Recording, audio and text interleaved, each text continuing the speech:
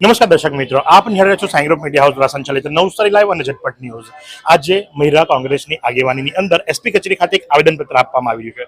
એ આવેદનપત્ર આપવા પાછળનો મુખ્ય હેતુ હતો કે જિગ્નેશ મેવાણીએ જે નિવેદન આપ્યું હતું અને એ નિવેદનને લઈ અને જ્યારે અત્યારે રાજકીય ચળવળ ચાલી રહી છે, વારાફરતી સ્ટેટમેન્ટો બહાર આવી રહ્યા છે। ડીજીપી પોતે જ્યારે એ સ્ટેટમેન્ટ ઉપર પ્રતિક્રિયા આપી રહ્યા હોય તો ત્યારે ચોક્કસથી જાણવું રહ્યું કે મહિલા કોંગ્રેસના સાથે જ્યારે આજે નવસારી જિલ્લા કોંગ્રેસ પોતે ઉપસ્થિત રહ્યા છે, એટલે કે જો વાત કરું તો શૈલેષભાઈ પોતે અહીંયા ઉપસ્થિત થયા છે, તો શું જણાવશો તમે? તમારા નિવેદનની અંદર તો જણાવ્યું કે ભાઈ 8મું ફેલ ડેપ્યુટી સીએમ બરાબર, એમણે કાયદો વ્યવસ્થા જાળવવી જોઈએ, એની જગ્યાએ તેઓ અત્યારે છાવડી રહ્યા છે, શું જણાવશો? અમારા વડગામના ધારાસભ્ય શ્રી જિગ્નેશભાઈએ જ્યારે સાચી વાત કરી કે ગુજરાતમાં બેરોકટોક દારૂના અડ્ડાઓ ચાલે છે, ડ્રગ્સ પકડાય છે, અદાણીના પોર્ટ ઉપરથી હજારો કરોડ રૂપિયાનું ડ્રગ્સ પકડાય છે, પરંતુ એમને છાવરી લેવામાં આવે છે, વાત સાચી છે અને ગુજરાતના યુવાનોને નશાખોરી તરફ ઢકેલાઈ રહ્યા છે, એને રોકવાના પ્રયત્ન કરવા જોઈએ।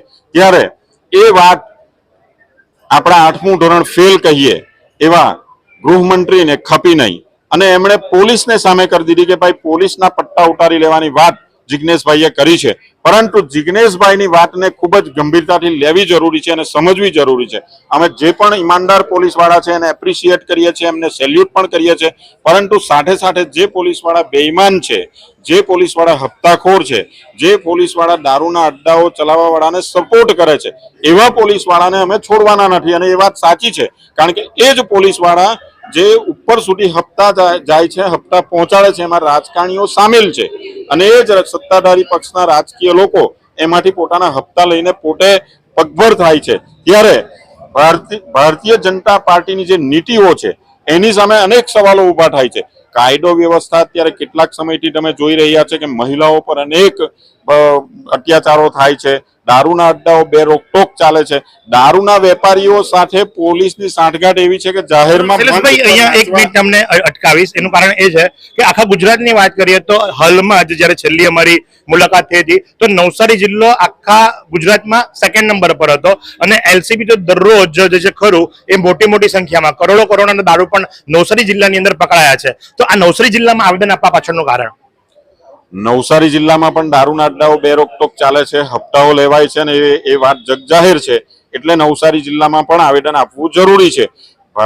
રેડ થાય છે, દારૂના અડ્ડાઓ વાળાને પકડવામાં આવે છે, કદાચ એ વાત શક્ય હશે, પરંતુ સાથે સાથે જે એકદમ મચી ગયેલા દારૂના અડ્ડાઓ વાળા છે, જેમના હપ્તાઓ એ લોકો પોતે દાદાગીરીથી એવું કહે છે કે અમારા હપ્તાઓ ગાંધીનગર સુધી જાય છે, એવા અડ્ડાઓ હજી ધમધમે છે, ચાલે છે, ખુલ્લેઆમ ચાલે છે અને એ વાત જગજાહેર છે।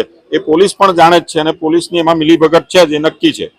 પોલીસની મિલીભગત છે, ડાયરેક્ટ ગાંધીનગર સુધી હપ્તાઓ પહોંચે છે। આપે એ પણ જણાવ્યું કે જો વધુ જણાશે તો જનતા રેડ થશે, એ વિશે શું કહેશો? અમારી પાસે કેટલાક અડ્ડાઓના લિસ્ટ છે અને એ અડ્ડાઓના લિસ્ટ અમે આવનારા સમયમાં એસપી સાહેબને પણ આપવાના સુપ્રત કરવાના છે। જો એ અડ્ડાઓ બંધ નહીં કરવામાં આવશે તો આવનારા સમયમાં અમારી મહિલા કોંગ્રેસના મહિલાઓની આગેવાનીમાં અમે જનતા રેડ કરીશું અને ત્યાંના જે તે અધિકારીઓ હોય એને સસ્પેન્ડ કરવાની માંગણી પણ કરશું। જનતા રેડ કરવામાં આવશે, ત્યાંના અધિકારીઓને સસ્પેન્ડ કરવાની માંગણી કરવામાં આવશે અને મેં જણાવ્યું એ મુજબ કે નવસારી જિલ્લો એવો છે કે જે આમ તો ગુજરાતની અંદર સેકન્ડ નંબર પર આવ્યો છે દારૂ પકડવાની અંદર, અને એમાં એલસીબી ટીમ જે ખરી નવસારીની એને ખૂબ જ મહેનત કરી છે, કારણ કે વારંવાર અમારી પાસે એમની પ્રેસ નોટ આવતી હતી। ત્યારે જ્યારે મહિલા આગેવાની કરી રહ્યા છે તો ત્યારે નવસારી જિલ્લા મહિલા કોંગ્રેસના અધ્યક્ષ આપણી સાથે જોડાયા છે। આ રેડ જે ખરી જનતા રેડ અને આવેદન પણ આજે આપની છત્રછાયામાં એટલે કે આપની વિંગ દ્વારા આપવામાં આવ્યું છે, મહિલાઓ આ વિશે શું કહેવા માંગે છે?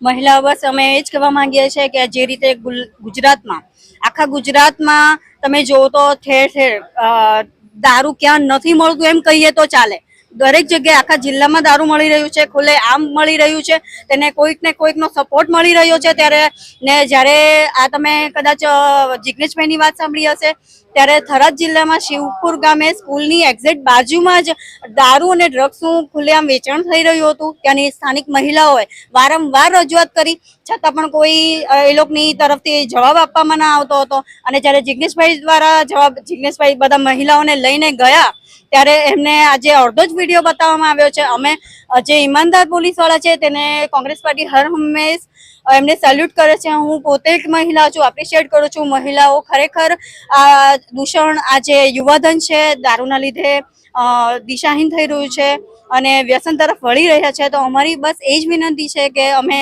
એસપી સાહેબને પણ વિનંતી કરી છે કે અઠવાડિયામાં જ આ દારૂના જેટલા અડ્ડાઓ છે, જુગારના જેટલા અડ્ડાઓ છે તેની પર રેડ પાડે, બંધ કરાવે, અને નહીં કરે તો અમે અમારા સિનિયર જે આગેવાનો છે તેની અમારી પાસે પૂરું લિસ્ટ છે કઈ કઈ જગ્યાએ દારૂ મળે છે. અમારી પાસે અમારા ગામમાં જ ઘણી જગ્યાનું અમારી પાસે લિસ્ટ છે. અમે જનતા રેડ અમારા સિનિયર આગેવાનો સાથે મળીને કરી. જી હા, સિનિયર આગેવાનો સાથે મળી અને જનતા રેડ પણ કરીશું. તો તમે જોયું એ મુજબ કે આજે નવસારી જિલ્લા કોંગ્રેસની મહિલા વિંગ દ્વારા એક આવેદનપત્ર આપવામાં આવ્યું છે. તો આજ પ્રમાણે આવા અવનવા સમાચારો માટે આપ નિહાળતા રહો નવસારી લાઈવ અને ઝટપટ ન્યૂઝ. કેમેરા પર્સન સૈલ રાજપૂતી સાથે ઉમેશ ભટ્ટ.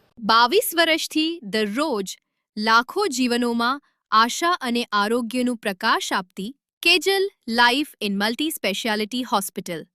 અદ્યતન સુવિધા સાથેની હોસ્પિટલ, અનુભવી ડોક્ટરો અને ટેકનોલોજી સહિત ઓપરેશન થિયેટર્સ, આઈસીયુ અને એનઆઈસીયુ વિભાગ, 24 કલાક ચાલતી ઇમરજન્સી સર્વિસીસ, મેડિકલ સ્ટોર અને લેબોરેટરીની સુવિધા પણ ઉપલબ્ધ છે. હોસ્પિટલ સેવાઓ જેમ કે ઓર્થોપેડિક વિભાગ, મગજ અને સ્પાઇન વિભાગ, યુરોલોજી અને હૃદય રોગ વિભાગ, જનરલ સર્જરી વિભાગ,